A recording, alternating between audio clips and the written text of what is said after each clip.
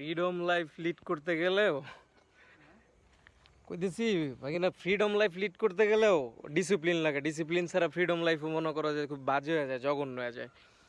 আমি যে 2 মাস কাজকর্ম ছাড়া ছিলাম, প্রথম মাস খুব ফ্রিডম আছিলাম, কিন্তু দেখলাম যে লস, লাভ ছাড়া লস নেই।